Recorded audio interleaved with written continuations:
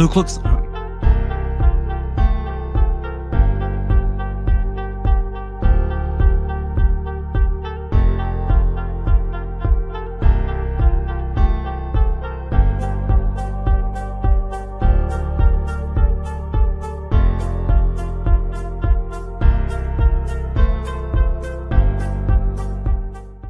Let's party. Let's party.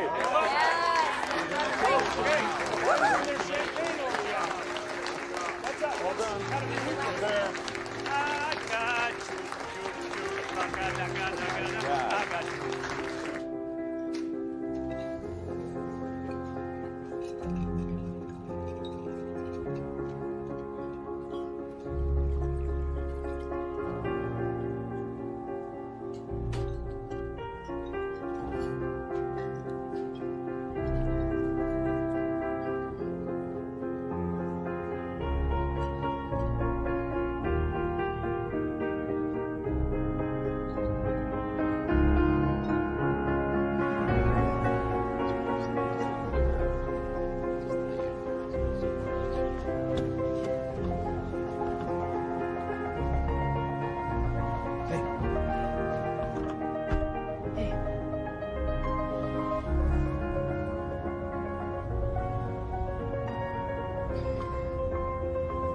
Congratulations. Oh, no. No.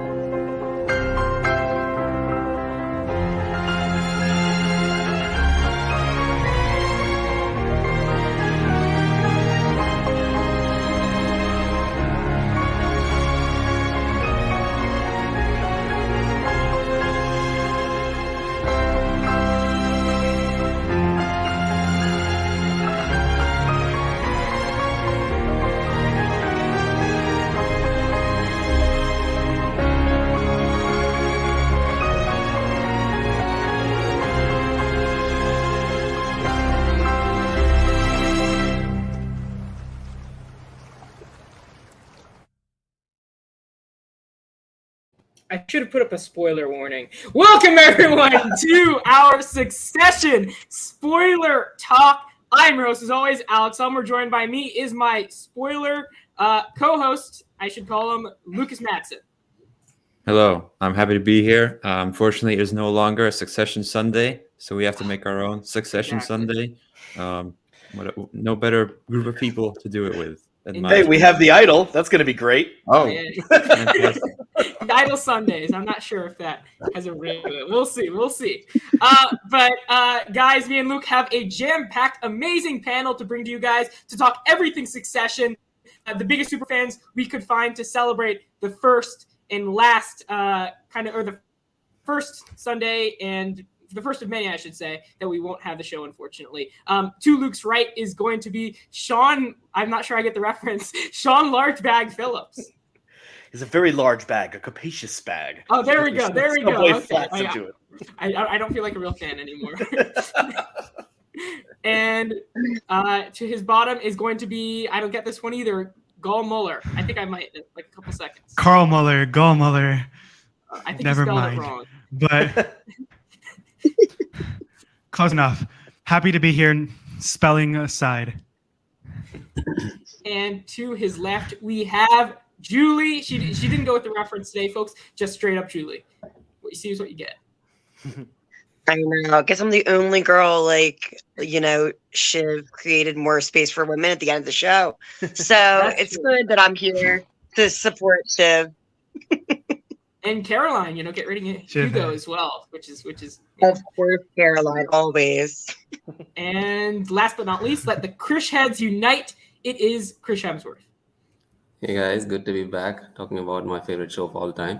I should Awesome. probably lose the name Hemsworth because I don't feel worthy of the name anymore after the whole Thor 4 debacle.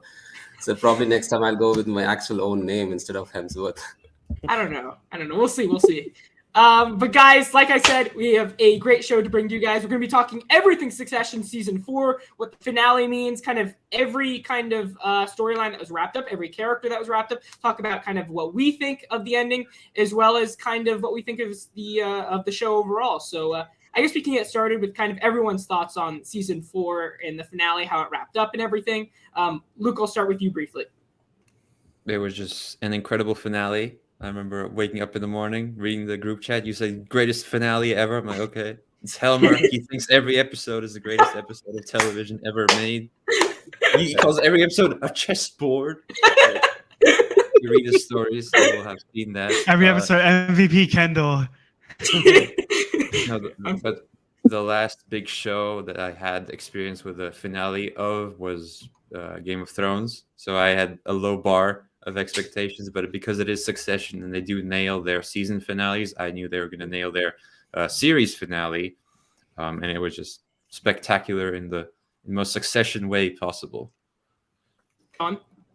I mean, I have a really global standard that I use when thinking about a show that I love, and I don't say a show is the best show ever or a show is good until it ends. Until it ends, I need to see how they land that plane. I look at things like The Wire and Sopranos, which are masterpieces, but if you do look at their ends, they are a little rocky. I think they're fine. I think they're some people are a little bit too harsh on them. But then this and Breaking Bad are just, I think this now has passed my favorite show at this point. I think it ended so perfectly. The way you're milling humanity and humidity maybe, but humanity out of all of these just awful people, and you can feel it throughout. And you have that I'm glad you put that clip up there of just Matthew McFadden saying let's party, because it just it puts a pit in your stomach. It's just so rough, and I think that I don't like any of these people. I don't want them to win, but I have those feelings toward them, and I've put myself in the driver's seat of their own egos, and that puts myself next to their ids. But it's just unbelievable what this show was able to accomplish, and such a short time, and each season being its own various thing. I mean, I remember season 1 was the least popular thing in the world, and it was not what I expected. It was this bold satire, and since then it's continued to be that. But man, I mean, I can keep on going, but I'll shut myself up, so this won't be the whole hour. But amazing show, probably at this point my favorite easily. Damn, you set the bar high with that. I don't know how to follow that up. I'm supposed to follow that up? I don't know how I You have me on here, you know I'm gonna go. Is he talking after the "I Have a Dream" speech or something? Thank you for. I have various similarities to that civil rights leader. Thank you. No, so Succession. What's there not to say? I feel like me and Helmer talked about this before, that there was sort of this calm before the storm in the finale, that you had them finally. Are we already talking spoilers? If you So want. We showed the ending of the show. Yeah. You show the end. Okay. Yeah, wait, I realized that a split second later. So, you had them getting along, but that shit's about to hit the fan. You had that calm before the storm. And you saw the most revealing things about them.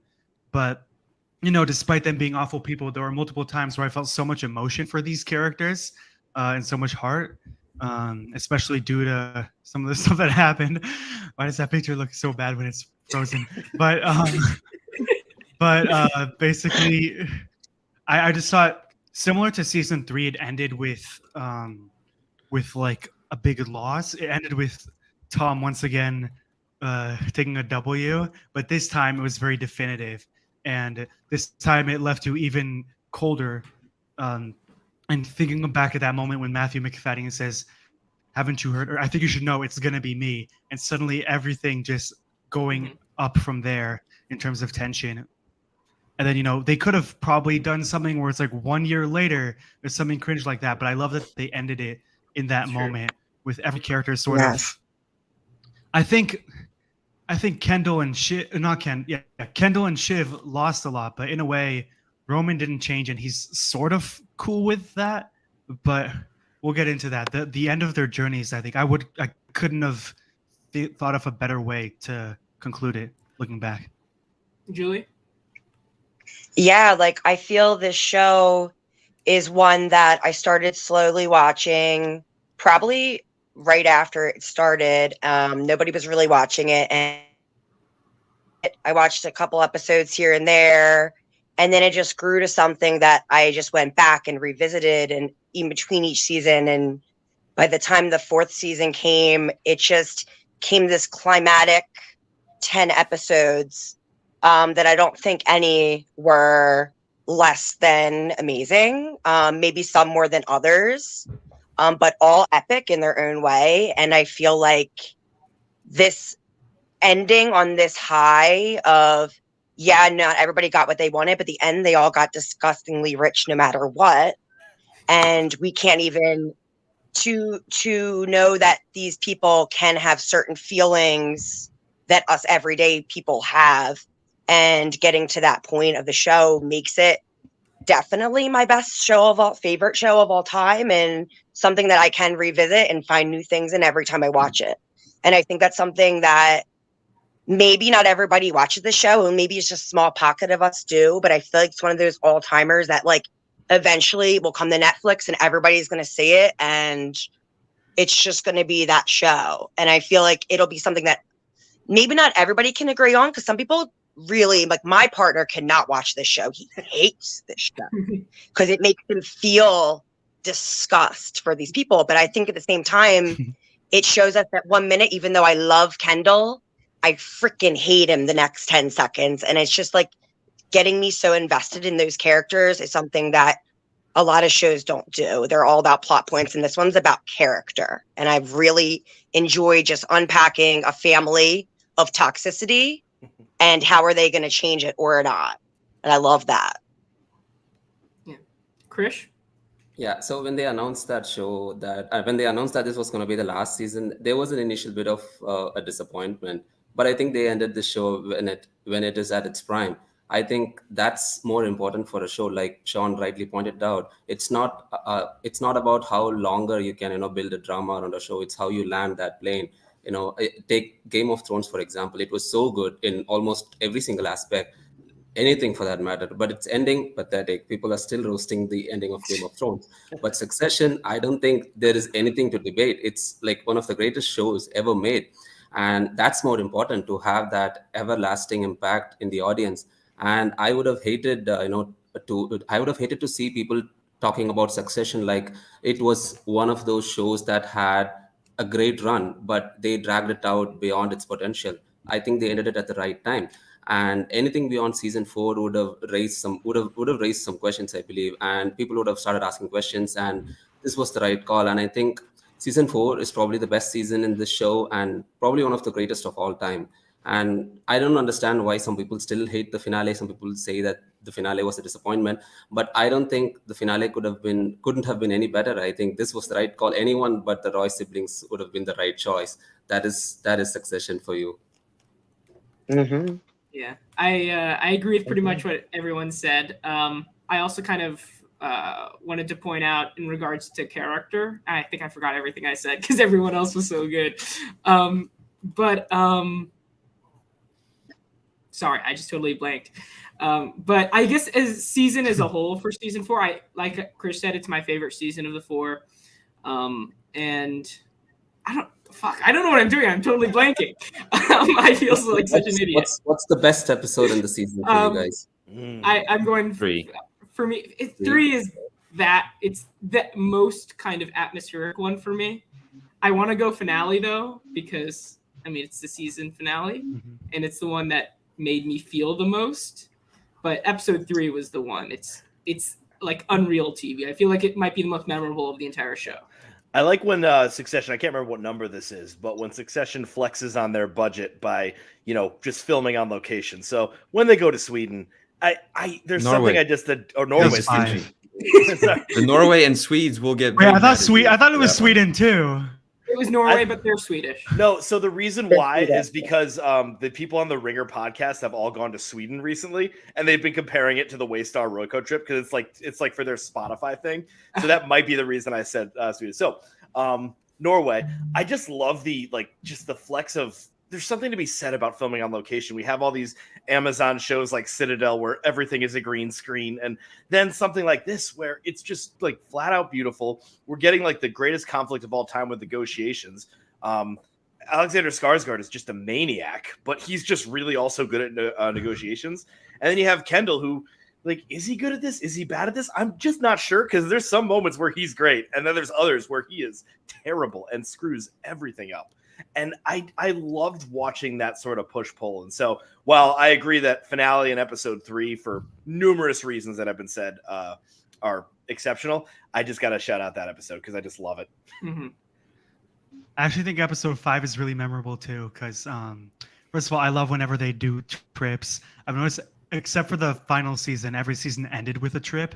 So either I forgot where they went to for Shiv's wedding, and then they went wherever it was for the boat in the end of season 2, and then to Tuscany for Caroline's wedding. Y'all know what I mean. But I love that they really emphasize the scale in this one.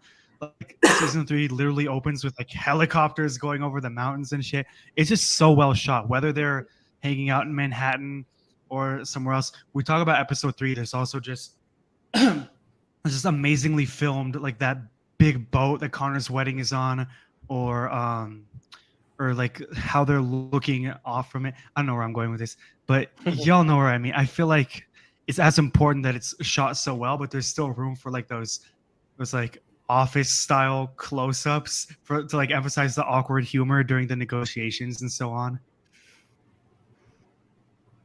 I really love episode 3 because I feel like it gave us the biggest glimpse into like equalizing everything, because that was the one thing we could connect with these characters on, is death, and just having your father die and just how your reaction, and if you can't even get to him and what's even going on, is something that like we all have to deal with. And I feel like that is why it's probably the best episode of TV all time. But I really want to shout out to, I love the finale, but I really want to shout out to the America Decides, because just the high intensity of the episode just kept you going. And by the end, you're like, oh crap, oh shit, oh, what's happening with Shiv? Like, it was just a really big emotionally charged episode as well. And I really love that about it. But I do feel like the finale and just the shots on Kendall's face and the water and all these things, just revisiting so many feelings of the show, just like ended at the right point. So it's really hard for me to decide what's the best of my favorite, but episode 3 is probably the best episode. I got to give a shout out to for America Decides, the episode 8, Justin Kirk's performance. I believe his name is Justin Kirk, the candidate or now the possible presidential elect. Unbelievable performance. He's just so smarmy and so hateable, but like the lightest bit approachable. His final speech is terrifying, but matter of fact, where he's just like, oh well, democracy is transactional in nature, and I'm like sitting there, I'm like, I want to throw up. Like, horrifying. His performance was just scary good. Yeah, I call that the episode where Kendall and Roman caused the apocalypse. Yep. I think episode 3 is hands down the greatest episode I've ever seen on TV. I mean, how do people grieve their father's demise? Maybe not as casual and calm as the Roy siblings, but making jokes and whatnot. But I think that was as close to reality as would ever get. I mean, that felt like an actual conversation between the siblings when they just lost their daughter, when they just lost their father, and the writers once again proved their work, because there's just so much happening at the same time. The moment when Ken goes to fetch Shiv and he breaks the news to her, and then the emotion that Shiv shows on her face, it was so real, and you just start crying immediately. And I could not hold back my tears. And that particular episode had probably the best collection of performances I've ever seen. It was like they were fighting to show off their individual acting, worth. They were so competitive. I mean, you cannot pick just one performance out of the three. All three were so good, and you just cannot do that easily. I mean, to make people cry out with your emotions, it's not easy. And that was the single most greatest episode I've ever seen, in not only in Succession but in all the TV shows that I've ever seen. Luke? Yeah, I'm going to be boring and say episode 3, because just seeing that unfold in real time is something I've not experienced with a TV show before. Just like, is this really happening? Can it? Or I still thought it was like a play. Me too. For half the episode.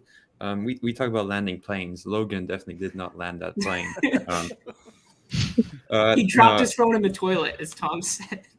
I think the way it was shot, watching the interviews afterhand, that they shot it all in one go, and they had to hide reels of film throughout the set to reload and keep the scene going. And I like Gal mentioned the way it's shot. When I first saw like a glimpse of the show, shout out to David of Ultimate Movie Account. I saw a clip from. It was now I know that it was a season 3 finale. I hadn't watched the show yet. I was like, is this The Office but angry? Like, just through the way it's shot. It's very mobile. It makes you feel like you're in the scene with them. And episode 3, everyone gave an amazing performance. But I do want to give a shout out to episode 9. I think that also had some incredible performances. Roman finally exploded like we all suspected he would. He did in fact not pre-grieve. And I hope he wins the Emmy. I do as well.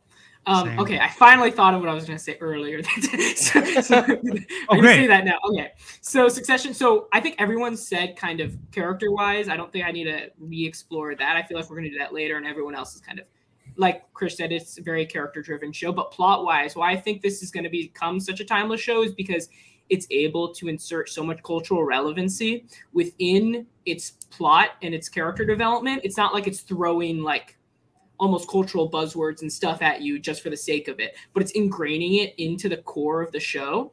Like, for example, the America Decides episode, it's using real life events in order to further the show and further everything that's happening, which I find so effective.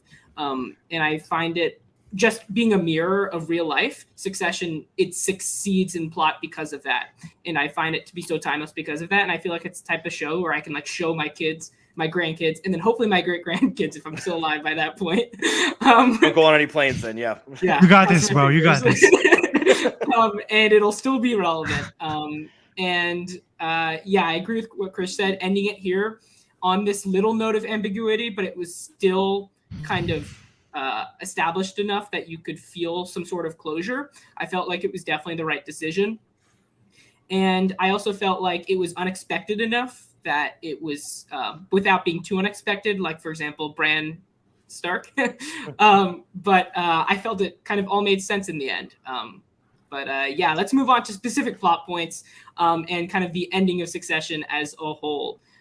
First of all, Tom Wamsgans, first of his name, Slippery King shit. of Waystar, and I don't know the rest of it. Protector of the Royco. Yes. Let me just say this.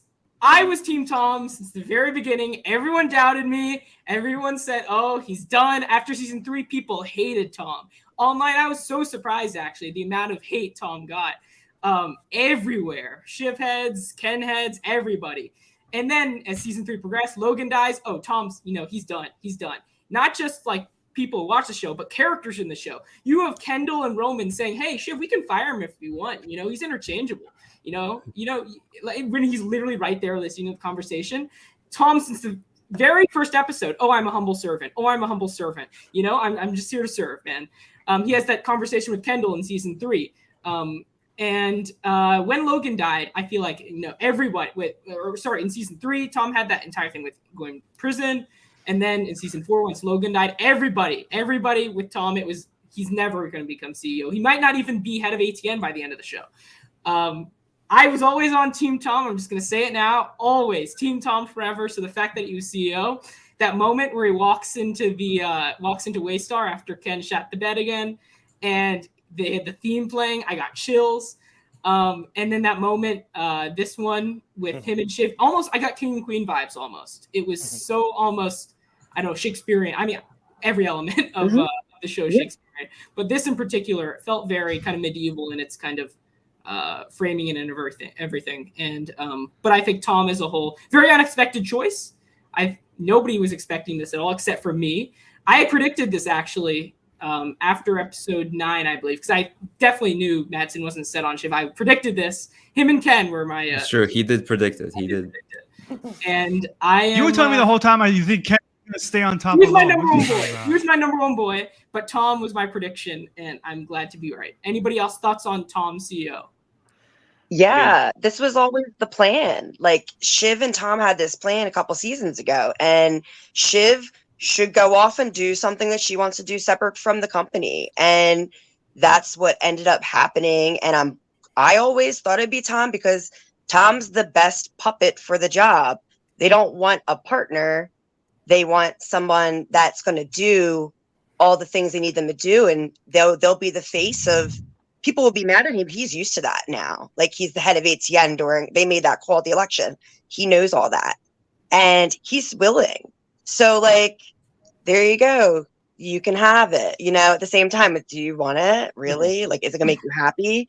But it's the way to keep Shiv with him. Shiv is with him now for it. So that's the way it was supposed to be. And I always thought it was gonna be Tom because Tom, that conversation, like you just brought up, Alex, when they went to the diner and Kendall's trying to get Tom on his side. Kendall is really good half the time, but you can tell when Kendall's being fake versus his real feelings. You feel that vibe of him. And that's when he can't get people to his side, when he's not being genuine. So the same thing happened. And Tom says to Ken, I've seen your dad never get fucked once. And I've seen you get fucked many times. And he knew he wasn't going to end up on top. Therefore, he did not go with him. And he hasn't been with him since. I think I love how this was filmed when Tom became CEO, because like we said, The Office but angry, where this is intimately drawn in, the camera is right on these characters' faces and they're forced to emote in certain ways. And that entire moment where they are signing the deals and they are taking the photos is all just like very, very pulled back. And I don't know if that's an expert choice of a filmmaker or that's a intentional choice, but everything was pulled back, and you just see the entire room. And we're no longer a part of this. We're no longer a part of Waystar Royco. We're no longer a part of it there. And it's just the only one that's there still is just Tom, and we just see everybody from a distance, which was just this that was the unsettling moments that I felt. Oh God, great show. And you see this from McFadden himself. There was this change of attitude almost when he became CEO, and he almost became. You sense this maturity from him that you feel, maybe he is the right choice, and the Roy siblings, with all of their emotional investment in this thing, aren't the right choice. And his ability to be the pain sponge, right, and just effortlessly fire Hugo, Carl, Frank, just like that, and you're like, oh, okay, and you sense that development, and also the fact that a lot of his relationship with Shiv kind of created and culminated in who he is at the end of the show. I think it's great development for the character. Yeah, and I think Tom proved. Yeah, go ahead. Okay, I think also, if looking back at it now, if Tom had been this guy who was, serving all the time, kind of leeching on their lives as a non-Roy, and then taking shit. He took so much shit from Shiv. We'll get to that. And right, so he was kind of like the humble servant, like you said, this whole time. So if he hadn't eventually won, if something hadn't come out of that for him, would it have been as rewarding? I feel like Tom being CEO is such an interesting choice because it also makes you think about how he was working his way up this whole time. Like you guys put it so well. But also, I don't think he minds that Matsson's above him. I just think he loves being with the suit. He loves hearing that he's important.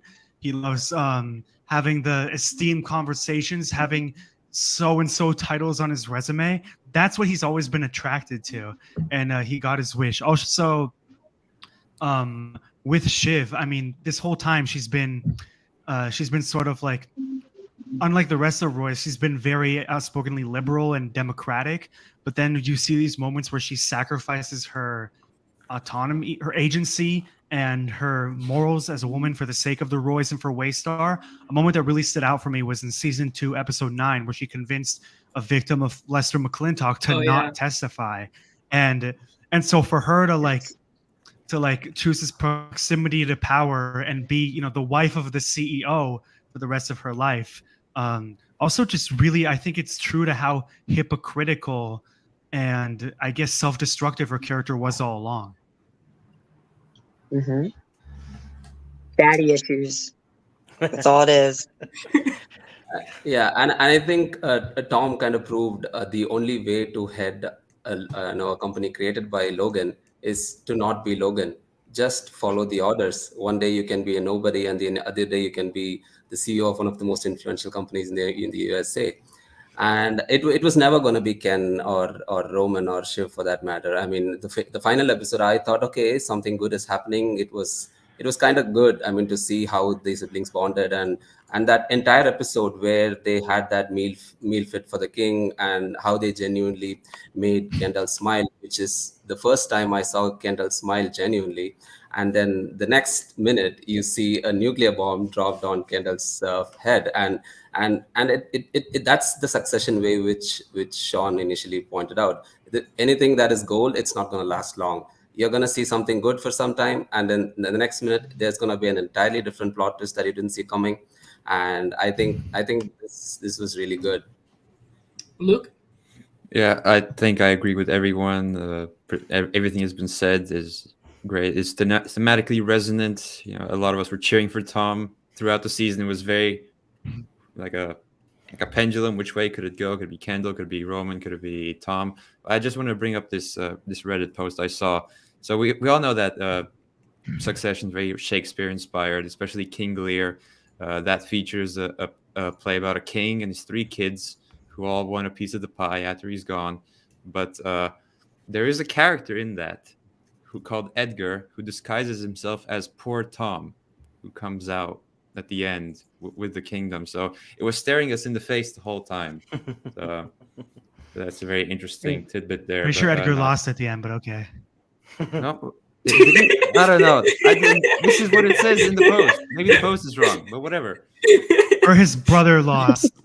You can draw parallels. It's either him or his brother. Spoiler discussion on King Lear next weekend, folks, if you want to join.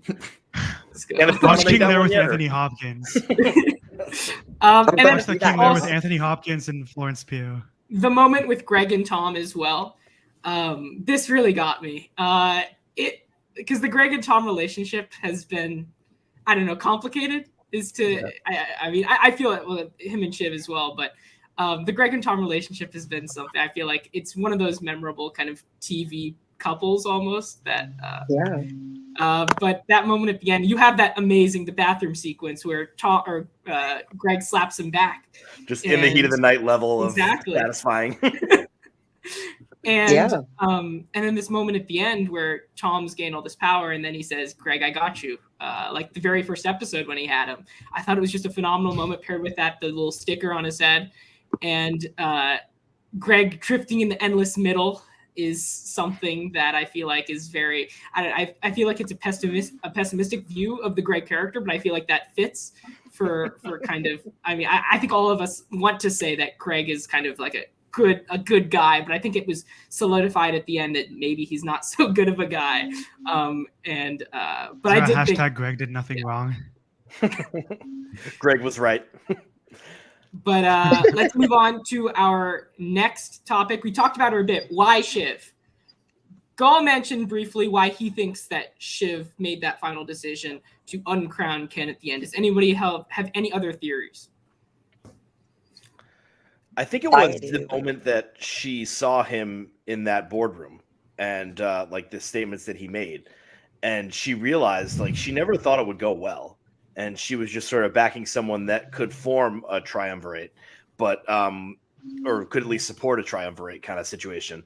But instead it just like she just saw him there and she said, this won't work. This actually, it will bring down the company. This won't work. And I think she just quickly at that moment, and she wasn't sure then, even when she left the room, she wasn't sure. And then when Kendall just like absolutely dropped that insane like false confession of not killing the dude, I think she was like, okay, now I'm officially out. That's it. I'm done. Like that, like, you know, she was on the fence. She left the room. She had to think about it for a second, and she was not like, she had doubts. And then all of a sudden it was just absolutely not. Oh, sorry, I hit the mic. Yeah, I agree with what Sean said. I think it was the moment where he put his feet up on the desk, and I think there was, like Gall said, there was a bit of kind of a power move there. I guess this is more of an optimistic point of view. I think it was more of a moral good versus bad thing for her, because I do think the kid in season 1 comes into play that Ken killed, and I think in that moment where kind of her entire life is flashing before her eyes in that board vote, she was kind of thinking of, I guess, Ken's entire kind of track record, and it kind of came back to her that maybe it's not such a good choice. And I think that scene in particular, the fight scene, I think it's so good because I think a lot of us were just like, say yes to Ken, just say yes or say no to Gojo, just say no. And then it all devolves into madness. And then Ken starts yelling, he starts assaulting Roman. Roman is the voice of reason. He's saying, hey, get off of her. She's pregnant. He's saying we're bullshit, which I thought was really effective. I saw this kind of juxtaposition of Roman in the first episode of the entire series jokingly says that Waystar is bullshit. And then in his last line of dialogue is basically that, which I think is very effective considering, especially at the end. And I feel like we're so consumed by the crown of Waystar that we don't really realize as much that it is a bullshit company. Like Rome said, phony news, unsuccessful movies, TV shows, stuff like that. And so the fact that Roman's the one at the end who's like, dude, it's not worth it. It's not worth it. Well, I'm bullshit. You're bullshit. She's bullshit. And I think it's so emblematic of kind of, I don't know, I think the moment when Roman says we are bullshit is when he actually realizes what Logan said earlier, that you're not serious people. That's when he actually realized what his father meant. So I think that moment, especially when Kendall screams, I am the eldest boy, that was nail in the coffin for Kenny Boy. That was it. People judged Ken who he is. And that was when Connor was mad. We knew he was not going to be the right fit. Well, to be honest, at the end, Shiv didn't choose Kendall because Kendall never chose Shiv. And every time he promised Shiv something, he took it away. Or, to be honest, it all started with the dad always pinning the kids against each other. They could never really work together as 3 of them. It would never work. And to be honest, at the end, Shiv chose it for a couple reasons besides that, which was Jerry wasn't on the kill list. Neither was what's her name, Carolina. Yeah. Okay, yeah. Carolina. Carolina. So I think she would have chose Tom if she went the way she did. So her doing those things, making the sacrifice, being pregnant, probably changed her brain a little bit in thinking about her future, and stuff like that. So I think there was a lot of things that came into it, but when it came down to the end, the dad always pinned them against each other. So her choosing Kendall is not choosing her. So she was able to make that choice, and she had the last choice. And I think that was a win for her because she never had many wins. Even though she was probably way better qualified than both her brothers to do the job, she still was never considered because of her stance of being the youngest and being a girl. So she made the best choice. Yeah, I think what I've seen mostly online, and I would agree with that, Shiv just became her mother, like the wife of the powerful CEO, just in the background. I guess she just chose more of a safety net. Father of her child being CEO is still a good choice to her, better than Kendall, who she clearly couldn't see being CEO. Just an emotional moment for everyone making that decision. just completely turning it on its head. I knew it was something was going to happen. They were having too much fun in that kitchen for it to end like that. That was a great sequence, by the way. That entire kind of it was sweet. Was so Like, refreshing, you really especially in the enjoyed finale, doing Felt something it. that you've never felt in Succession. Like I remember watching that scene. I've never felt like that while watching Succession before. It was like this weird giddy feeling. And the back of my head, I think it was going to last? No, but I wasn't thinking about that when I was watching. I was just trying to have fun. And It's like when you see Bill Reminded me of Belichick the smiling, scene- you're like, this doesn't mean something good. This means something evil's happening. and that also It that reminded me entire of in season sequence. 3 when he was like, in season 3 when Kendall was like, "You guys want to kill Dad? Give me the fucking shotgun." Like, do y'all remember that? It reminded me of that moment a little bit. And there's also that moment where they see they're watching the video of Logan singing, which is kind of the last that we see of Logan. And I think that would actually be the last bonding experience between the three siblings. And that scene is so complicated. I think there's so many kind of conflicting feelings, especially being Logan, that being his last scene as well. So it draws up kind of a lot of conclusions you can make from it. Anybody have anything specific that they wanted to say about that? The Renaissance About the painting of the dynamic? Roy children. Just between the end of season 3 and the end of season 4, there's those two pictures of them holding each other, and they're at different points at different moments of their lives.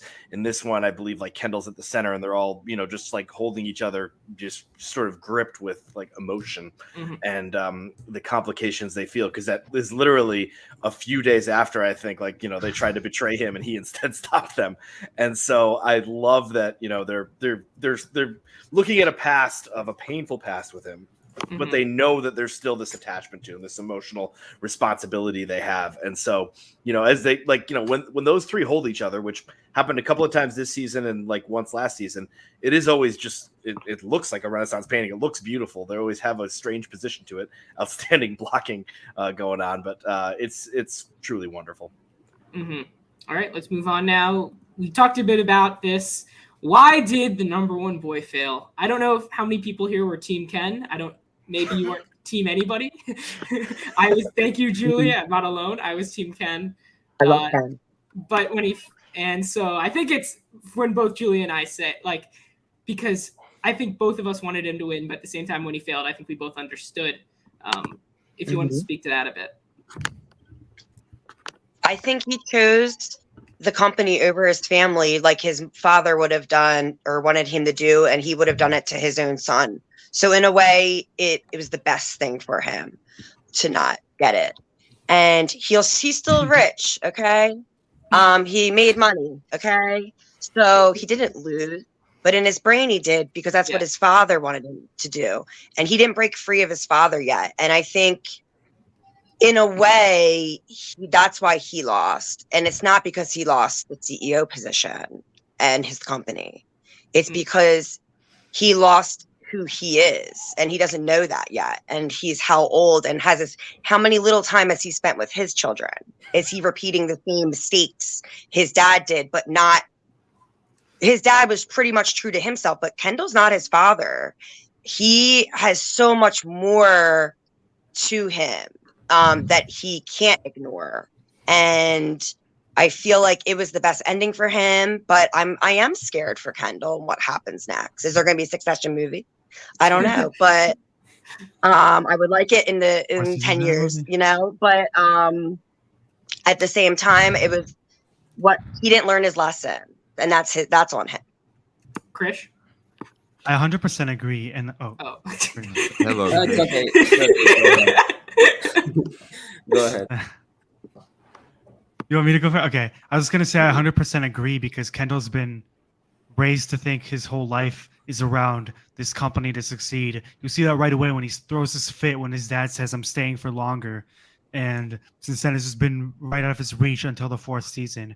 And so this is what his whole life is amounted to, is if he's CEO or not, because he believes in his heart. He has this hero complex that he's going to achieve as much greatness as his father did when he's CEO.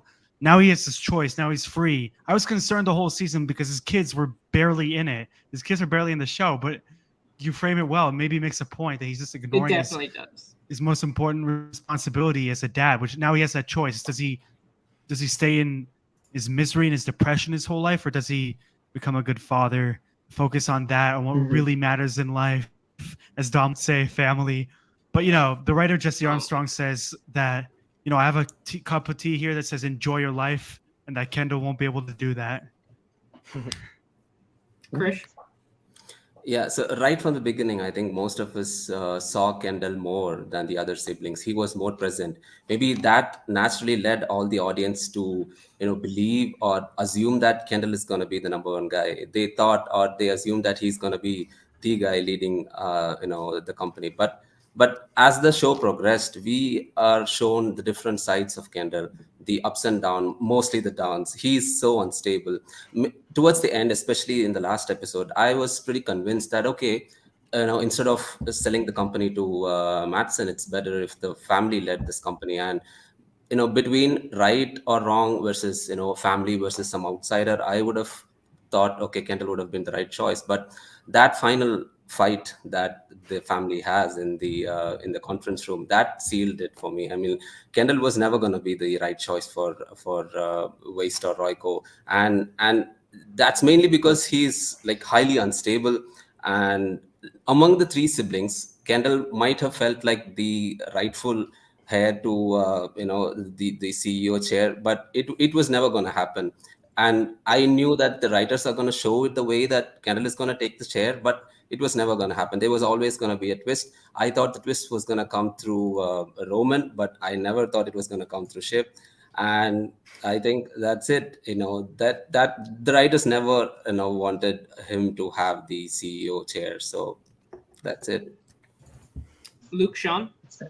Yeah, I think in the midst of that final fight at the end, we do get a pretty big reveal that Ken is in fact sterile, and I think that changes a lot of the show, especially on rewatch. If you know that, I think Roman mentions like she's bloodline or whatever in true Roman fashion. And then once Ken says, "What did you say?" in that scene, it's I think that was like a bit of an information. It's like a jab at his manhood. Indeed. It's almost this thing because his dad cared so much about bloodline. So the fact that I didn't know he was sterile. So the fact that was a reveal. His inability to kind of carry on that bloodline is something that, because again, Ken is constantly obsessed with being like his dad and being as successful as his dad. So his inability just biologically to do that is something that, you're right. It adds a new kind of layer of complexity behind his motives. His dad impregnated like a bunch of different people. It's just a raw nerve, that he's just a raw exposed nerve. And he felt that he deserved this, not for his talent or for his ability, but just because he was the eldest boy. And that was the one thing that said that's it. That's the only reason I should be here. And he just kept on saying it's got to be me, guys. It's got to be me. And he never really did a good pitch. And then, when he had that confidence and that bravado, it just that ended up being what collapsed him. And he pretty much chose the company over family by just straight up assaulting Romulus, by just holding him close. And it just these next level things. And it's just, buddy, at that moment, you're like, oh, this guy could never run a company. You can't you got to be a little bit more cooler than that. And the fact that they made the conference room not soundproof shows how sadistic the show is.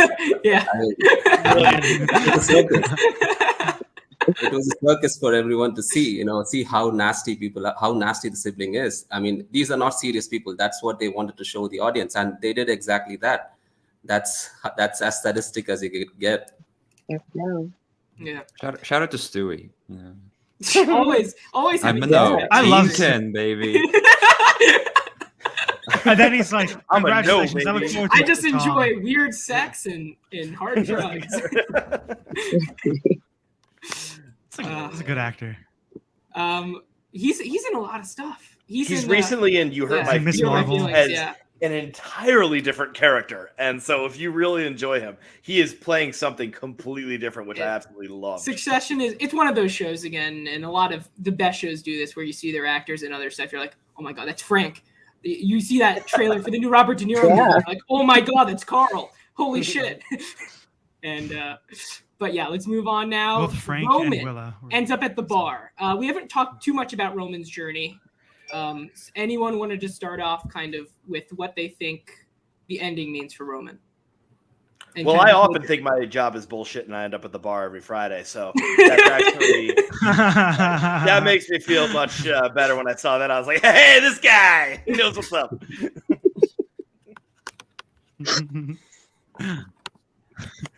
No, I think Roman's his whole life he's been stuck in that dog kennel that he was in, and now that he's relieved of any like company duties, he's finally happy in a way. He fired David Zaslav's stand-in from Waystar Studios.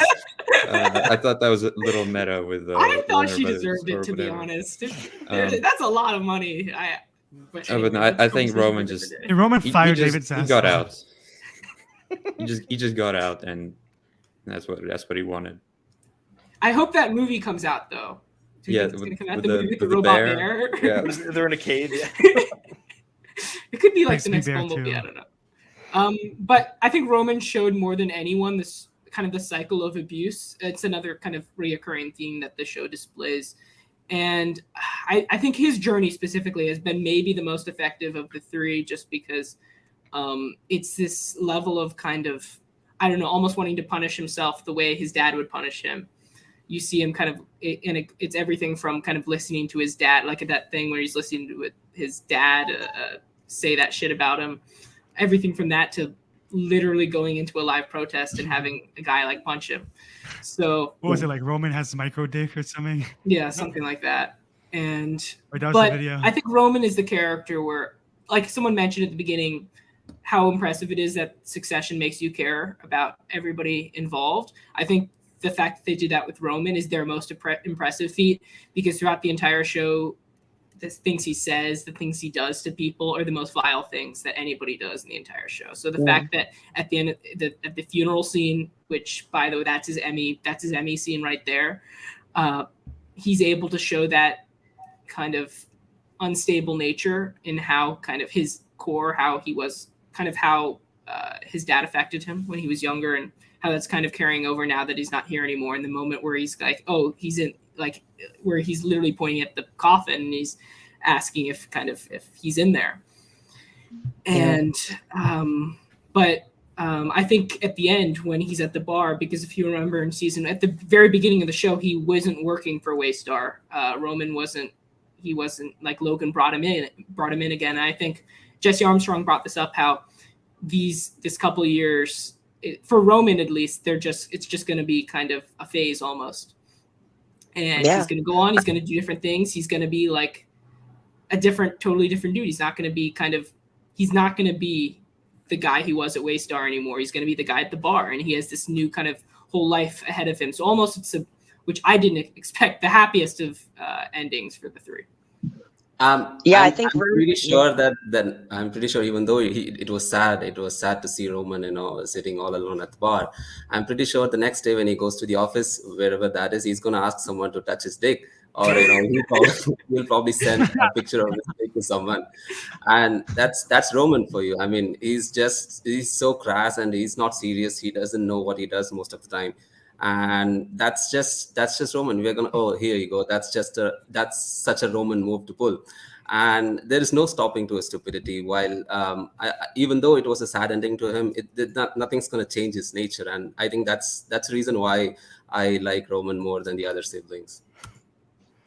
Yeah, Roman's finally free because he really like embarrassed himself when he finally grieved, and I think he realizes like there's shit wrong with him. Like I think he was always able to cover it up with like the jokes and being just this distracting thing on the side when there's really a lot under him. And I think he's finally kind of like free, like it's all bullshit, it doesn't matter. Yeah, he said it at the end, and it's like it doesn't matter because I'm still rich and we can still do whatever we want with it. And I think him knowing that just lifted a lot. And I think he does have a lot of issues with Jerry in particular, who is truly his mother figure in his life. Yeah, in a fucked up way. I agree. I think if he can settle that, Only I that think receives dick he'll be pics. okay. He's messed I up. think Roman, he Whatever. was just like this whole time, all he wanted to do was be like, ooh wee. Like he doesn't really like give a fuck about anything. So now that he doesn't have to deal with like company shit, like he never really connected with any of this rich world besides like the fact that he got to be the center of the attention. But he did love his dad. He did. I think one thing that will be missing for him for the rest of his life, at least in the back of his head, is that he will miss Kendall. He will miss the brotherhood that he had with Kendall. They have these moments like the meal fit for a king, or when he was supporting him when Kendall broke down at their mom's wedding. That's when you see a really soft side of Kendall, and I think he'll always hold some remorse for losing that in this moment, because Kendall did some like very. I don't think Roman will like want to forgive or put aside, but he'll still miss him. And then, obviously, like you said, he's still rich.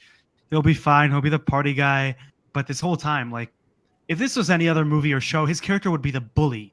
He would be the antagonist. He would be, the guy from that the underdog sports team is trying to beat, and he's like the trash talker, right? He's that kind of guy. But so why do we love him so much? It's all down to Kieran Culkin, and this season just showed so many sides of him. He really wants to impress his dad, and his dad will always be, I guess, a looming shadow over him, both because he loves him, but also just because, he had to make Roman either feel like a failure or like he owes him something. And then, besides that, he just needs to learn how to talk to people better, respect women more, not send nude photos, etc. Yeah. The basics. Yeah. I also think what Gaul said was really interesting. I think Roman, he's very kind of scared to show that kind of emotion, and that the fact that he does love his siblings. And so I agree 100% with what you said. And I think through the banter, he's able to show his kind of almost love for them. And so I completely agree. As we move on to our next, we're going to talk about Greg now. We haven't talked about Greg too much. Almost like I mentioned earlier, sad ending for Greg.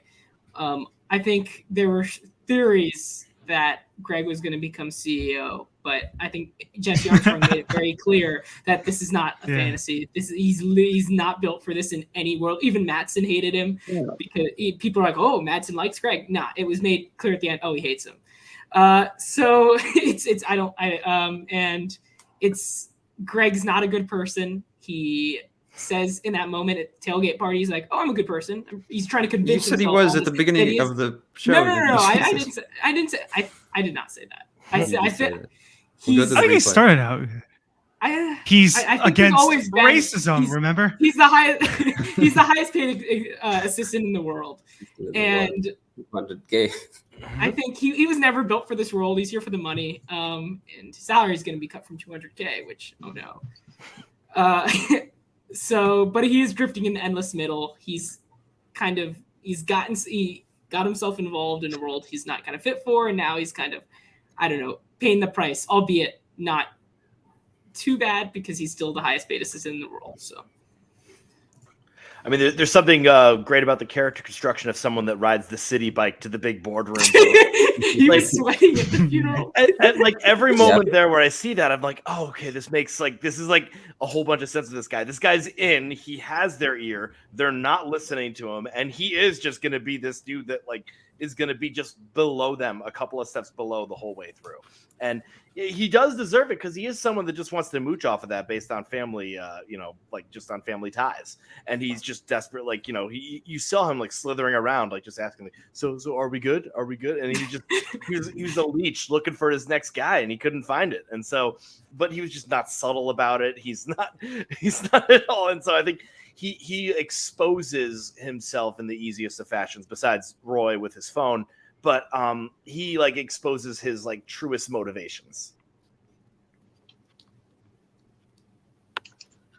Anybody else on Greg? He doesn't I just have wanna shout that out some- ability to talk the jargon with everybody else. You know, like you could watch this 3 times over and kind of see they're talking in code all the time, and he can't talk the code. So at the end of the day, he was always going to end up being that person. He came in that way. He's leaving that way. He's going to be right in the middle at always, and he's there, and he'll do what Tom needs him to do. You know, and that's why Tom kept him. Krish? Yeah, even though he stood up for himself, even though he established that he's not going to be a punching bag anymore, I think the answer is pretty simple. Yes, he is going to be stuck in that endless needle. And he is someone who constantly needs an approval. He is not sure what he wants. He's just there, the puppet, like someone mentioned earlier. He's just a puppet, and he cannot survive elsewhere. And he just found the perfect puppet master, that is Tom, and I don't think he's gonna end up in elsewhere. That's the place for him, and he's gonna still draw maybe 300, 400K now. that's the job for him. I don't think he's gonna come out of that mold. You should have heard my dad's reaction when his salary, Greg's salary, was mentioned. He went bananas. No.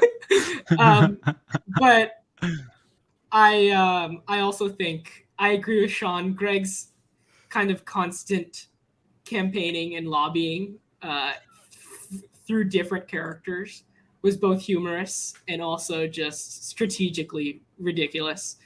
And I think him being an eternal footstool for Tom it's very fitting for the character, and the fact that he'll be able to they'll have their own adventures for years to come that we won't see. But the fact that he'll be kind of in the same place, he won't be able to go any higher than that for all of eternity. I think it's poetic and very fitting for the character. And I did not Also, see so many that good coming. When quotes. Tom pasted that sticker on Greg's head, I did not see that coming. That was such a great move, yeah. Also, so many great quotes that Greg has throughout the series.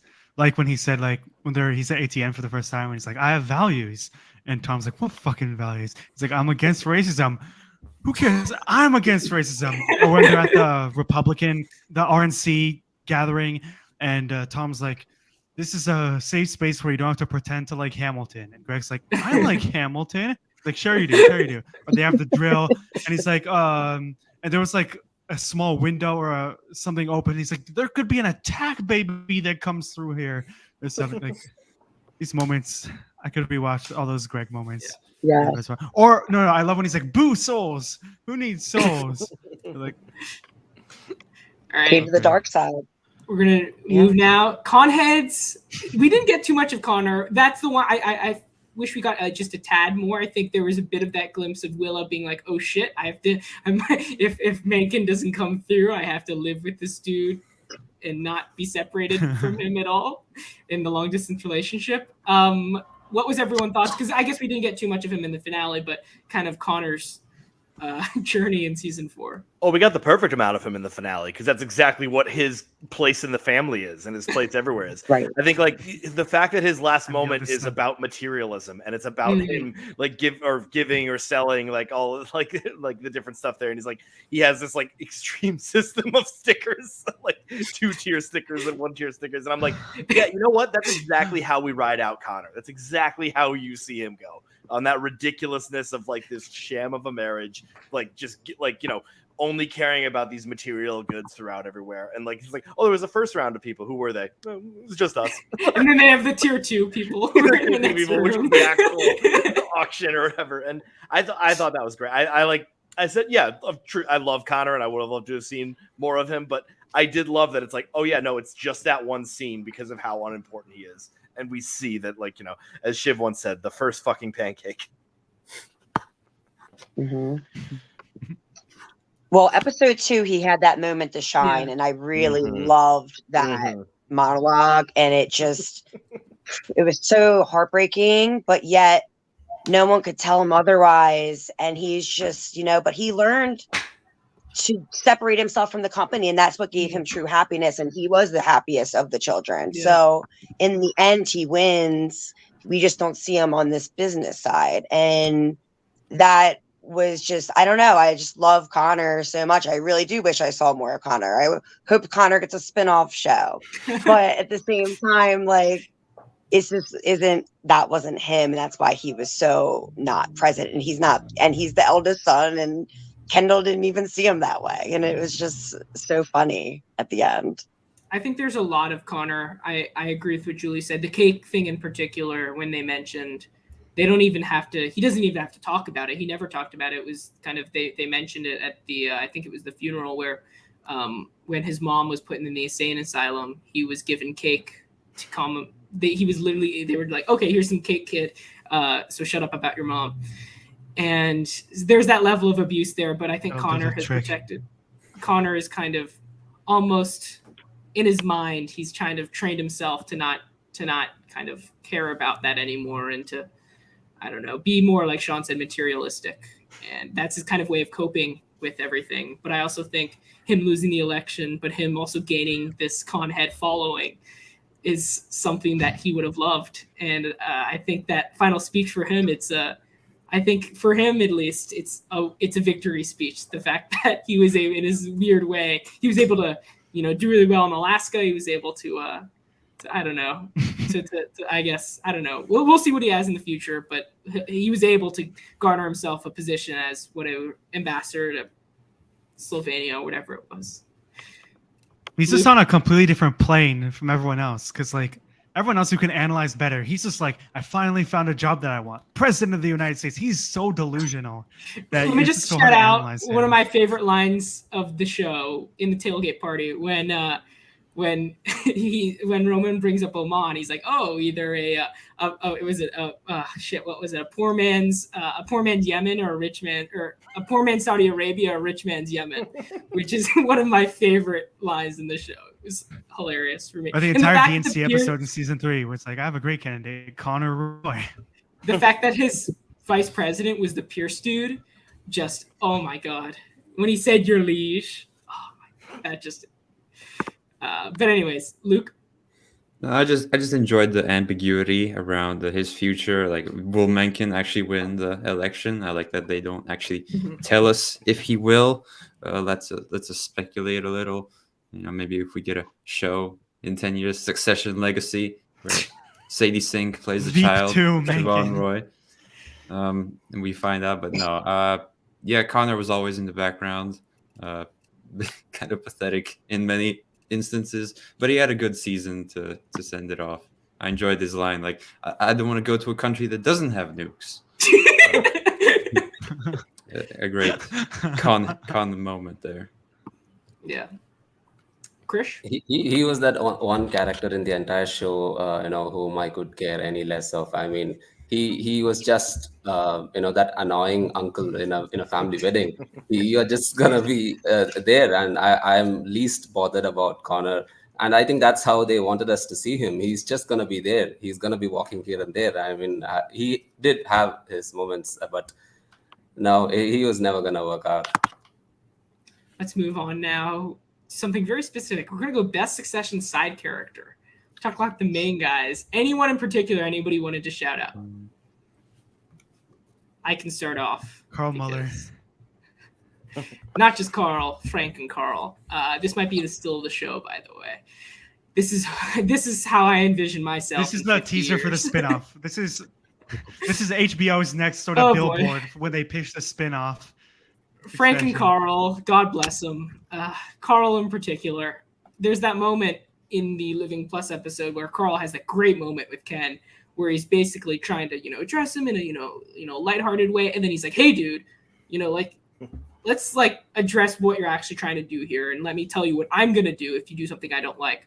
And then when the Living Plus thing ends up being a win, he's like, and when Ken comes back, Carl's like, "Oh, I always believed him," and he's like clapping for him and everything. Carl has always been my favorite Succession side character. Frank as well. What did he do with Cable in the 90s? Oh my God, revolutionary. I think this isn't my favorite side character, but it's someone that just deserves a shout out, because I did squeal when she returned to the show, and that's Marsha.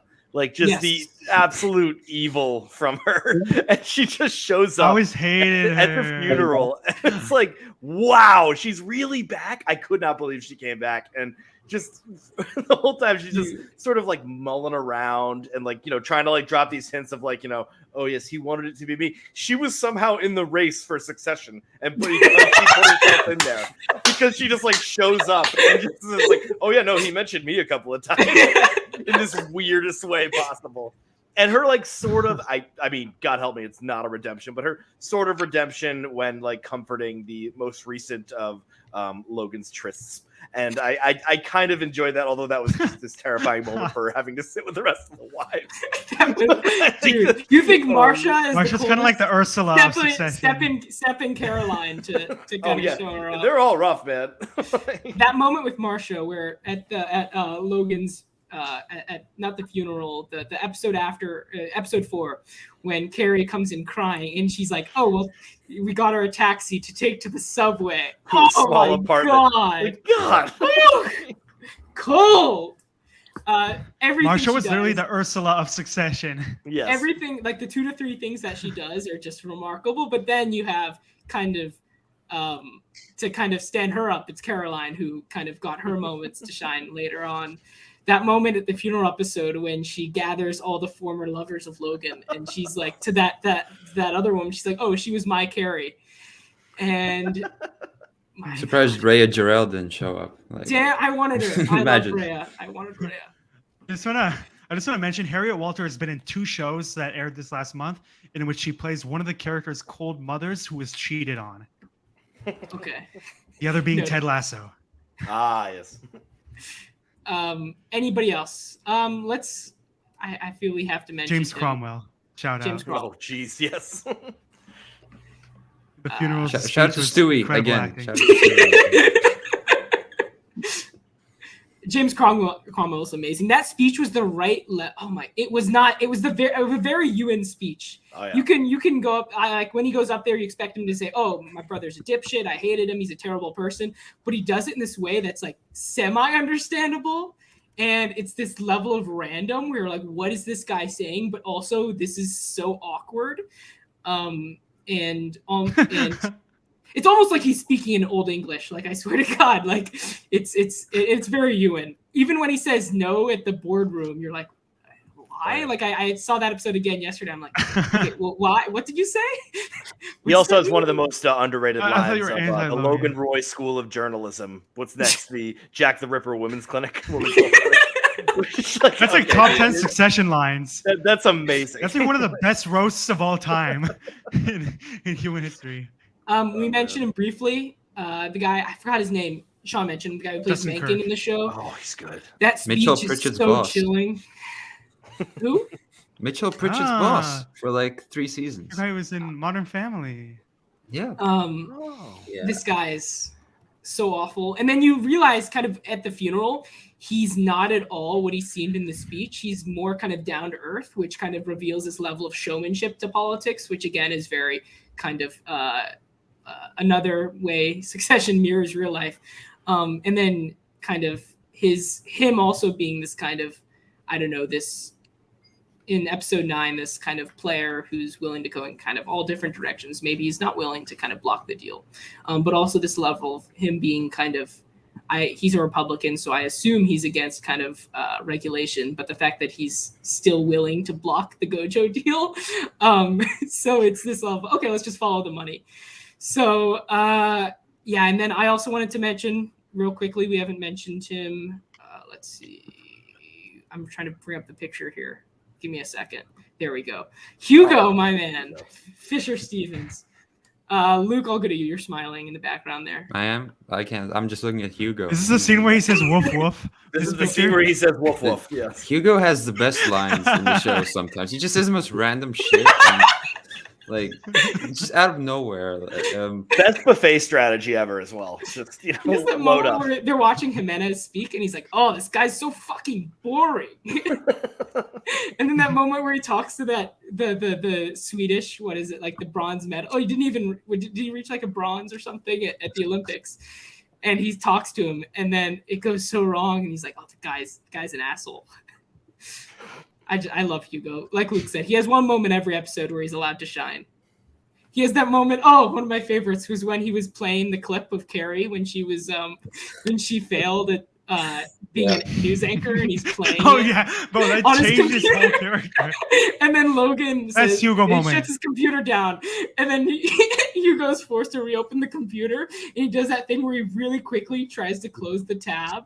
I mean, that's god tier comedy. Come on. Anybody That's the else? best You wanna Hugo talk- moment. There's a lot of Hugo moments. You're gonna have to pick. There's a lot. Cherry Jones Uh, is also very good. She had one scene Yeah, in she's this season. episode the 1. season premiere. Yeah. They're still waiting for their 10 bill from the like any day now. No, what happened to the 100? Like they took over Waystar. What do they like? Who owns Pierce now? Is it Tom? Is it the three of them? Like I don't even know who owns Pierce.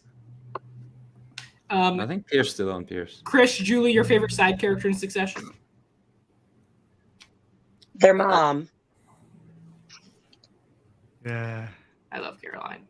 love Harriet Walters. Yeah, she eats up every scene. It's all about her every time. I love it. She's terrible.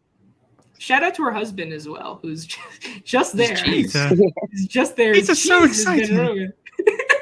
He gets so boring about it. Jeez. Don't remember when they're like visiting her and she's like, "Why don't you guys come over for Christmas more? Your father never wanted me over for Christmas." Like shit like that. A big board meeting. Oh, that's never happened before. There's also that moment where one of my favorite Shiv moments at the funeral when Peter comes and hugs them, and then Shiv's like, "Oh, he spoke of you often." It's just that little moment of, and then that moment in the Shiv throws some fun one-liners here and there, and that in the finale where she's yelling at Roman, she's like, "Guess who Ken thinks it should be?"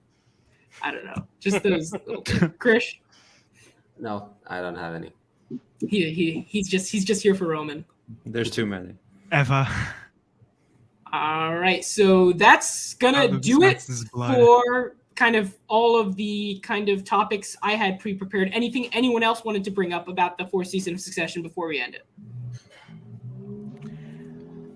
I just Too want to much. shout out one more scene, which is the argument between Shiv and Tom, which I think it was like the peak of both of their acting when he was like, you're gonna see me sent to prison. That And was she was my like, favorite, "You're a yeah. conservative hack." And That- all this yeah. shit. He's like, "You've hurt me more than you could possibly imagine, and you are maybe not a very good person to have children with." She's like, "Well, that's not very nice." And she's like, "I don't even care about you at all." And then that's the thing that hits him very deep. I just thought it was, man, that's one of the best Yeah. scenes in the show. Top 10 probably. The Shiv-Tom relationship, Definitely. in the way almost every episode kickstarts with them being a different stage. Like one episode they hate each other, the next they're talking again.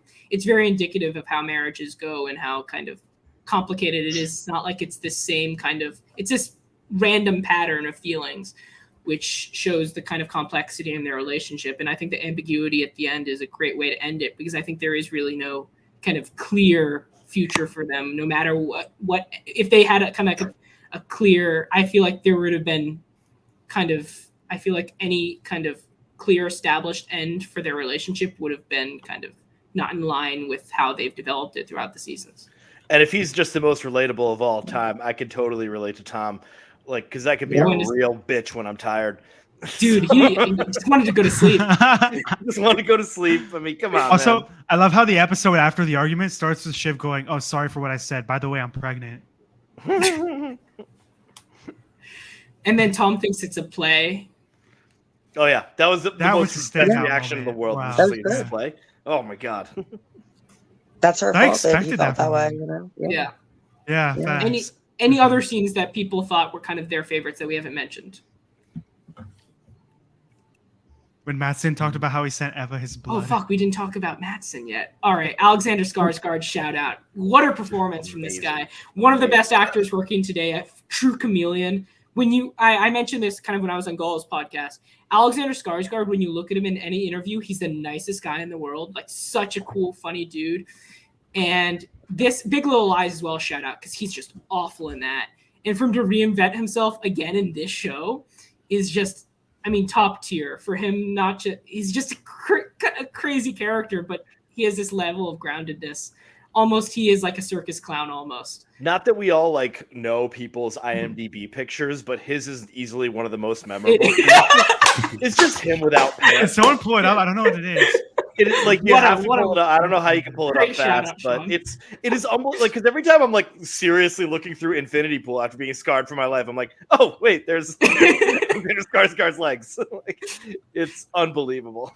Mattson, that scene when him and Roman and Ken are on the top of the mountain and they're talking So good. is so good, and he's so much of a dick, but in this Oh, I see the Mattson type picture of now. way, where he's so careless about it. He's like, seriously, guys, like, oh my god, this is so annoying, like that type of thing. Like, oh, Okay, I'm just gonna go over your head, whatever. And then to see Ken and Roman's reactions, which are so not him, it's so over the top and so kind of genuine and emotional. Specifically Roman, I felt like that entire scene was so satisfying in a weird way. I love that scene, and it was like Kieran Culkin, amazing. By the way, MVP of the season for me. Yeah. Him going up against Mattson, having that back and forth, and then Kendall having a back and forth with Mattson in a couple episodes later, and just Mattson winning the conversation all the time because he can just talk that way. He talks like Logan, and they have that together. Like that's why they decided to sell. And I don't know, Alexander Skarsgård, everything he does, he's the guy to watch. I feel like everything he pops up in, oh, I've seen him from this, that, and the other thing, but then he's like, oh, this is the best thing ever done. Then he does something else. You're like, oh, maybe that's the best thing ever done. He's just that guy right now. And he's just, I don't know. He's that guy to watch. And I loved him in the show. He just made season 4 the best season. Yep. Mm-hmm. I agree. Don't you think Mattson and There were Roman are kind many- of similar there in were many- personality? No, not at all. Because like they They're both take out their dicks. dicks at work. They both don't know how to communicate with women. It's like Yeah, like a little both bit. horrible The people. thing is, Mattson learns. Like he Matson's mentions, confident. like Yeah. he learns talk how to, better. like Yeah. exactly. He mentioned, oh, politics. It's a lot easier than I thought it would be. Like talking to these people, they just care about money and drama, like whatever it was. Although it was great to watch him sort of on the back of his heels for the first time when he's talking to Justin Kirk, and it was fun sort of watching him pitch to Kirk, and I was like, oh wow, oh he's a little bit scared right now. It's kind of fucking. He's just been confident the whole time, calling Kendall a tribute band, which Jesus, that was amazing. But like, That entire scene with him and Kendall at the tailgate party where they're having that oh my god, really awkward, really Oh. kind. There's so much when you get to the subtext there, them literally saying things that mean other, like it's that scene in Annie Hall where they're saying things and then they have the subtitles where they really mean. yeah. That's what it is, and it's a battle of wits, and then they hug each other at the end, which ironically is more of like a punch to the face. That scene is, I think, one of my most underappreciated of the season. Chris, you're gonna say something? Yeah, there were many iconic moments in the show. I think one particular scene which I'll probably never forget is the scene where the siblings hug each other after they learn the news of their dad's demise. This, yeah, right there, man, you're on time. This is probably a picture that I will never forget. This was like, this got me emotional at the moment, and that's the favorite in a moment in the entire show. Yeah, mine. I this one. I mean, it's the final shot. It's. But when you get to Colin being the guardian angel, the symbolism of the water once again, and Ken looking out is kind of at his past sins. I thought that shot in particular was brilliant. The music in that scene, oh my god. Nicholas Bertel. Thank God he released that album. Yeah. I didn't want to wait. The moment Oh. it dropped. I listened to it the moment it dropped. I was mad because it wasn't uploading like all the songs at the same time. It was like one every like 20 minutes, and I was getting mad. I was like, oh God, just Oh, release them what? all, man. And then also we talked about it a bit. Emmys predictions. Sean, I'll go to you, the awards guy here. I mean, it's going to be tough, but I do see this as a very popular sweep in the Kill where I think it's going to overperform. I think it's going to be something where it's like, oh wow, just won another one. Oh wow, just won another one. Much like Schitt's Creek did in the past. Obviously, drama, no contest there. I'm always weird about the directing and the writing ones, but I think they're going to be multiple of them being nominated if that's still allowed. Then this is where it gets really tough because right now, technically, Jeremy Strong and Kieran Culkin are both up for Best Actor. Now, Kieran Culkin, obviously he has not gotten an Emmy for this show yet. Seems pretty criminal. Seems like he should get it. Jeremy Strong has won it before, and that with the Emmys, they don't mind giving people the same things. Like unlike the Oscars, where it's tough to win 3 Oscars, Emmys, there's your 10. They'll give it to you every year. So I do think Strong has like the highest thing. Weird. Brian Cox I think he was saying he's considering being running lead, which he's in lead. That doesn't make any sense. And he's literally not lead. They got to do something with category fraud's such a tricky thing, and I always get icky with these rules. But I don't know, man. This seems like a pretty obvious one.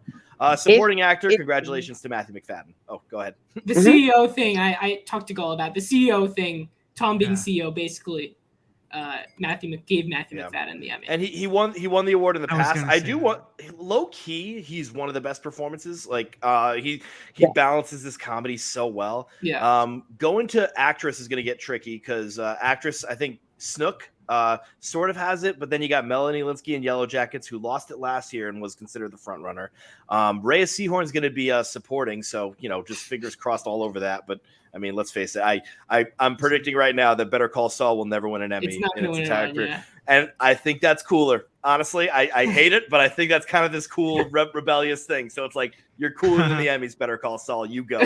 I mean, there's a few different things. I mean, Odenkirk might even after what I just said, but Odenkirk might scoop it for Saul just as a legacy win. It's going to be interesting, but I do think this is going to be Succession gets 3 of the acting awards almost. I just think this is going to be something where we're going to keep hearing that theme. Them going to keep going up there. But it's just so tricky because there's so many that, won't ever get nominated. Let's hope Alan Ruck could just get a nomination. Yes. I think that's going to happen. I mean, but go ahead. I just think it depends what episodes they put in for Emmys. If they put in this episode where, Kieran Culkin, if he gets the episode where they're at the funeral and he gets that episode, he could win. I feel like he had more of those big moments this season, whereas Kendall is obviously he's my favorite character, but it wasn't his season that focused on him. It more focused on the Roman side of things, and it focused on the Shiv side of things. So I feel like they have very strong cases, but it really depends. If Shiv gets episode 3, she's gonna win. Her saying "daddy" making us all cry at the same moment. We all cried when she said "daddy" on the phone. I know it. And, I feel like that's what wins girls Emmys. And also, if Brian Cox went supporting, he would beat Matthew McFadden just because Brian Cox has not won an Emmy yet for Succession. So I think, all those things do come into play. And it's kind of crazy how... Alexander Skarsgård as well. It's going to probably be in the support. This is going to it's going to get a little bit weird. I know there were a couple of rule changes, and unfortunately, I'm not big with the Emmys. I mean, the past few years, 10 people get nominated for supporting, and it's 5 people in each show. I think it got a little bit different where they can't exactly do that. But I think it's going to be multiple nominations in multiple categories. So it's going to be which Succession person beats the other Succession people out. And also it's going to be which HBO person beats the other HBO people out. Pedro Pascal's sitting there. Pascal. I mean, it's going to Last of Us could do something. House of Dragon could do something. But I think that all of those are these great shows that were buzzy at the time. I think Succession has dominated the heads. And we all should admit that we're in a bubble right now. You head to the other states, that voted for Justin Kirk. And Mencken. It's Mencken, most likely those are going to be their favorite is Yellowstone. No judge in Yellowstone, but that's just their jam. And so I think that Succession is this bubble, but I think the Emmys really does operate in that bubble a lot more than the Oscars do. I think the Emmys listens to the internet a little bit more than the Oscars do. I mean, Everything Everywhere All at Once notwithstanding. But I'm excited to see Succession just kind of dominate. I see no doubt after the reaction from this finale. I'm pretty sure it's going to dominate HBO the Emmys. argument. And I'm going to call it, I mean, the best writing is going to go for Connor Sweating, and the best direction is going to go for With the Open Eyes for Mark Millard. And the best actor, maybe, like he said, might go for Bob Odenkirk for a legacy win. But I think otherwise it's going to be either Jeremy Strong or Kieran Culkin. And supporting, definitely I would be rooting for Logan. I mean, Brian Cox. And so I think that's that. It's gonna dominate. It's gonna dominate for sure. Guest just all actor- What I'll Did say with the Skarsgård HBO win for argument guest is actor that last Guest season? actor is going to go to everyone in The Last it's Coleman of Us. Domingo. Oh and yeah, he'll oh win yeah, last that's year. true. Everybody You're in The right. Last of Us. Just, You're right. Sorry, dude. No, but it's No gonna be way. Nick Offerman. No, but with the HBO argument, I think Yeah. like you had. I think it would have been supporting actor for Paddy Considine in House of a Dragon. Now they're putting him in lead, which is probably going to cost him any sort of nomination, Such a bad unfortunately. call. So I think we'll see. Yeah, I think he would have won if not.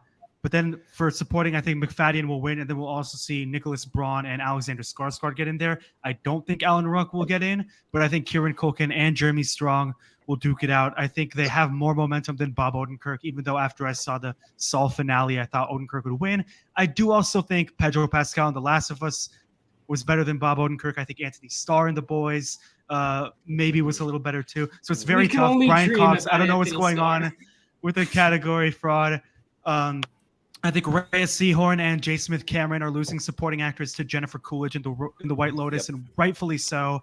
Yeah. But I think Sarah Snook has it in the bag for Best Actress. I know Yellow Jackets has his following, but I think Shiv in this season, every episode for Shiv, I think was Emmy worthy, in my opinion. I thought she was phenomenal. I don't think it matters which episode they submit, because I think, she won the Golden Globe for season 3, but I think she's even better than anything that she did in the last 3 seasons here. And then guest actor, probably Nick Offerman.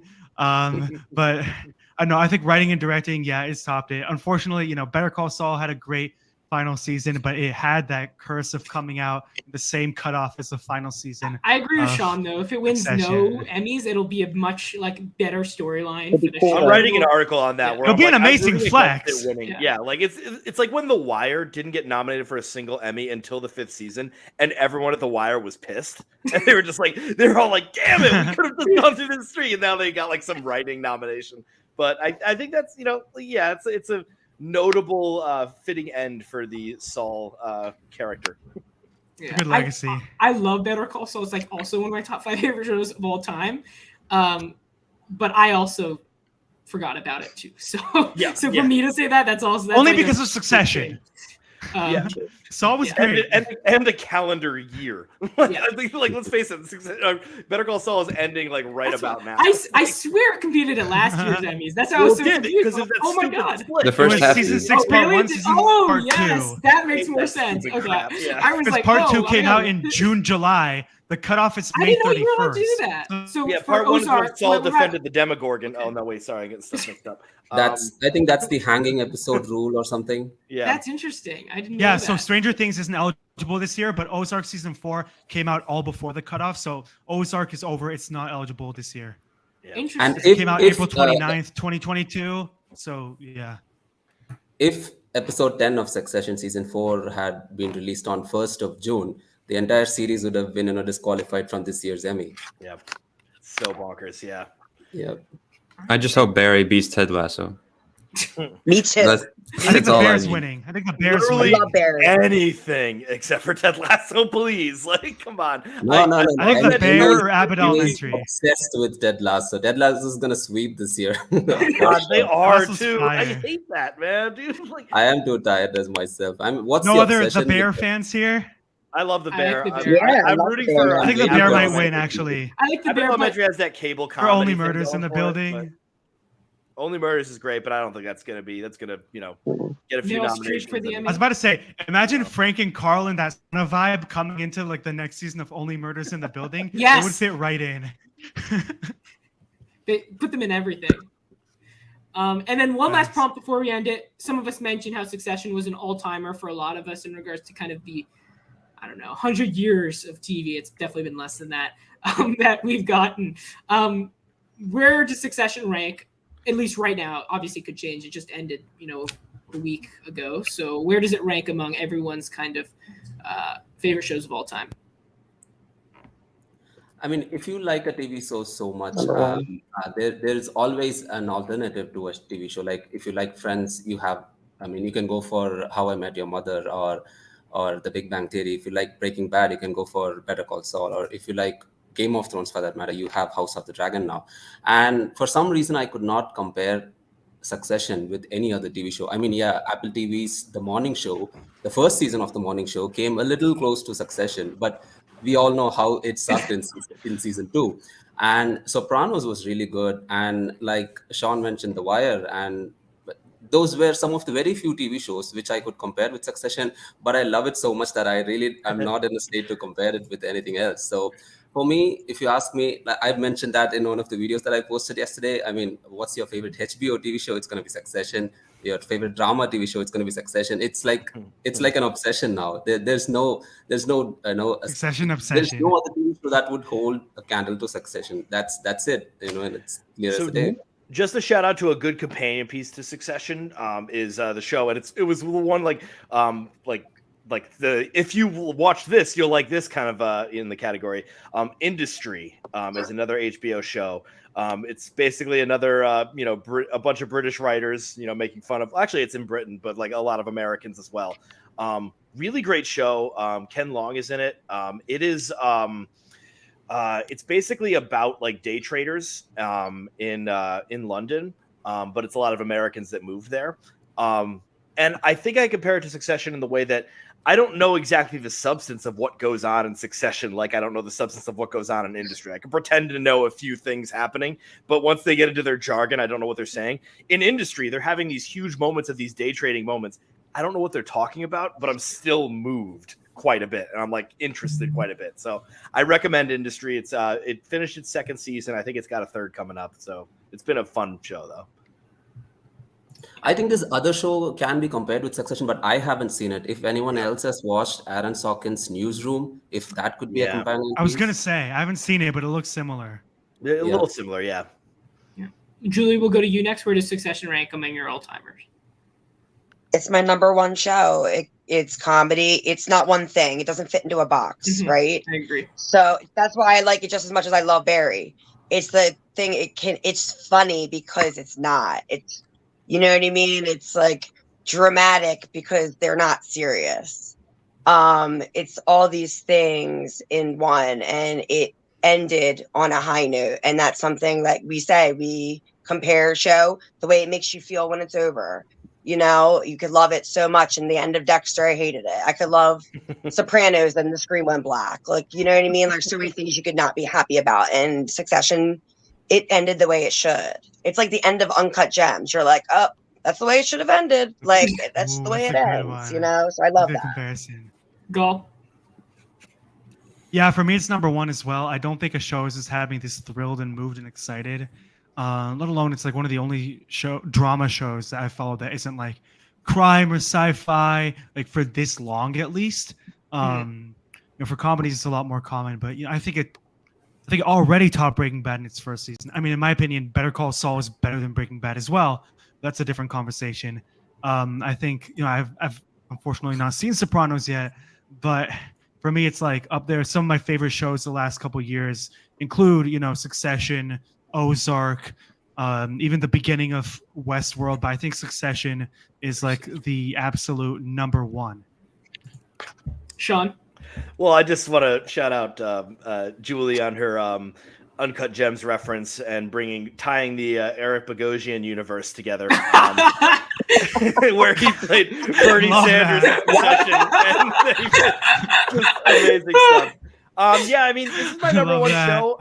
I get a little bit angry when someone's like, hey, what's your one favorite movie or what's your one favorite show? It's like, dude, really? We can't be doing this. But I think like from everything it was constructed, from the ride we had, this show could have had 12 seasons. Like, and you know what? It could have had, God save me, 12 really good seasons. But like ending it here is perfect. We know that like either Kendall's going to jump into that water or he is going to get on the phone the next day with Stewie and say, okay, what can we do now? And, so we can see that they are destined to do this forever. They are destined to be intertwined in this whole situation. And so I mean, I'm excited for these characters that are off camera are going to be doing stuff. I don't want to see anything else with them, but it ended so properly with their own realizations, and I think that I'm someone that, you know, like I said before, I'm a big fan of, like, you know, waiting for a show to end, but I'm also a big fan of constructing the character. That's why Breaking Bad was my top for the longest time, and because it just had the perfect character in Walter White, but now this has characters that are so complex where you have them as, you know, the worst of the people, but by this last season, you cracked each one open, and it was really great. I mean, I loved this show so much, and, you know, it's going to be tough because so many people have this as their number one, and so I want to be a prick that's always different, but can't be with this one, man. It's my number one. Luke?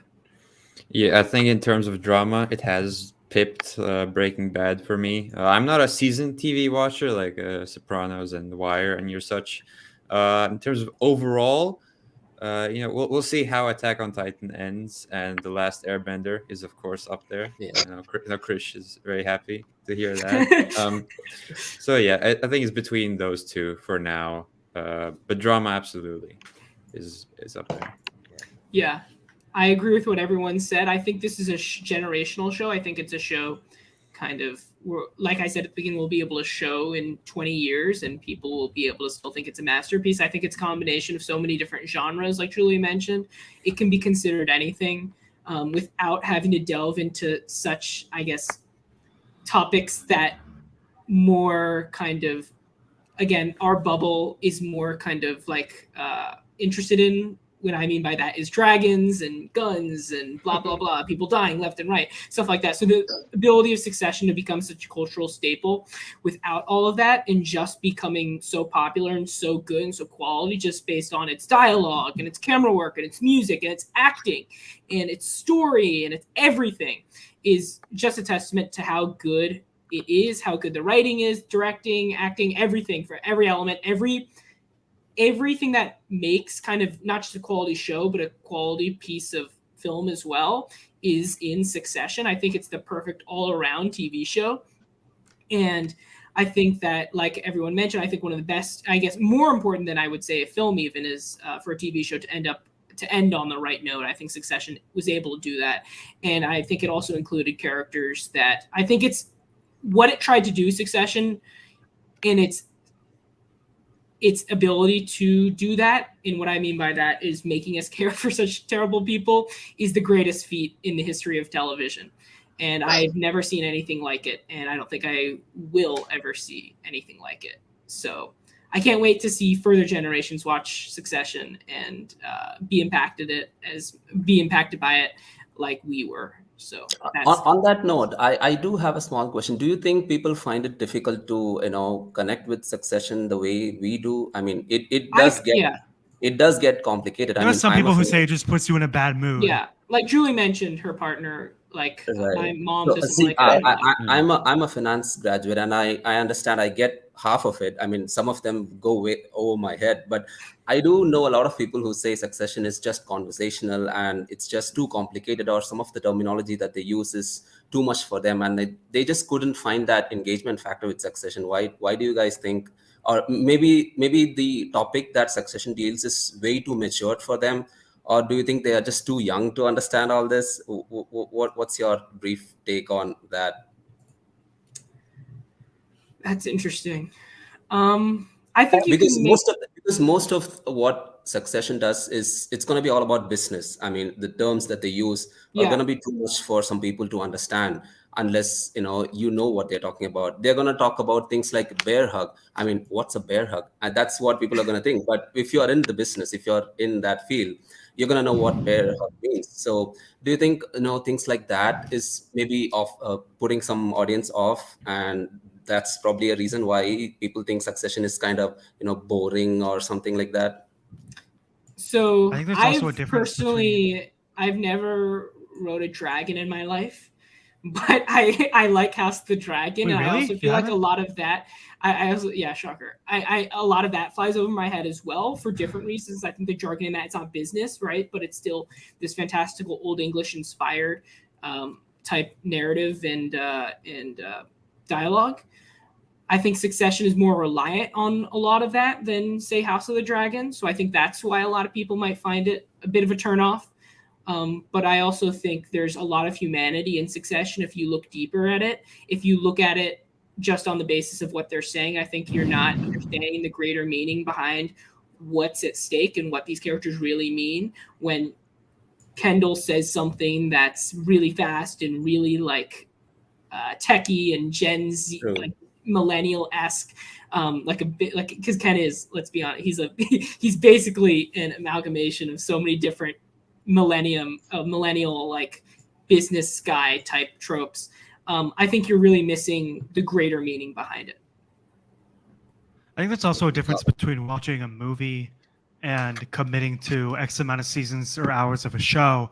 Like, I think it's also like easier to watch a show because it's streaming and whatnot, but it is definitely a risk. I sort of put off watching Succession until the beginning of last year, around the time 3 came out, because I just wasn't sure if this was my thing. And of course, I'm glad that I did.